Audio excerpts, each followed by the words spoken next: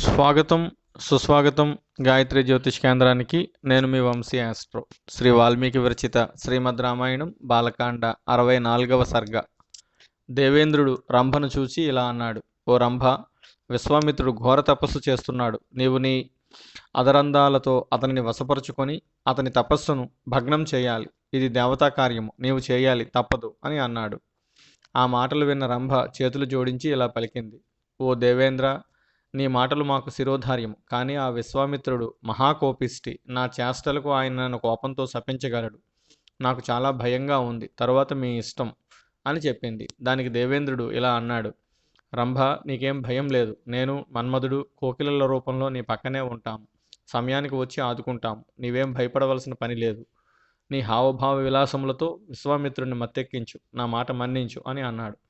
రంభకు ఒప్పుకోక తప్పలేదు. సరే అని విశ్వామిత్రుని వద్దకు వెళ్ళింది. ఆయన ముందు నాట్యం చేసింది, ఆడింది, పాడింది. విశ్వామిత్రుని దృష్టిని ఆకర్షించింది. విశ్వామిత్రుడు రంభను చూచాడు. అందంగా ఉంది అనుకున్నాడు.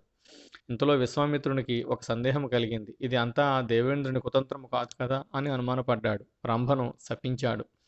తపస్సు చేసుకుంటున్న నన్ను నీ అందచందములతో ప్రలోభపరచడానికి ప్రయత్నించావు కాబట్టి నీవు 10,000 సంవత్సరములు రాయిగా పడి ఉండు. నీకు ఒక బ్రాహ్మణుని వలన శాప విమోచనం కలుగుతుంది అని శాపము విమోచనము అనుగ్రహించాడు.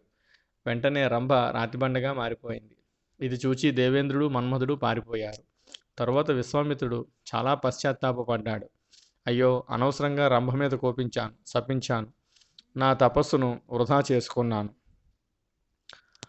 నేను ఇంకా ఇంద్రియాలను, ముఖ్యంగా కోపాన్ని జయించలేకపోతున్నాను. దీనితో నాకు మనశ్శాంతి లేకుండా పోయింది. ఇంకా ఎవరి మీద కోపగించుకోకూడదు. నన్ను ఎవరు ఏమి చేసినా ఎవరి మీద కోప్పడను.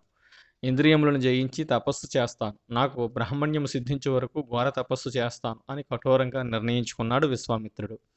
ఇది వాల్మీకి విరచితి శ్రీమద్ రామాయణ బాలకాండ 64వ సర్గ సంపూర్ణం. ఓం తత్సత్. ఓం తత్సత్. ఓం తత్సత్.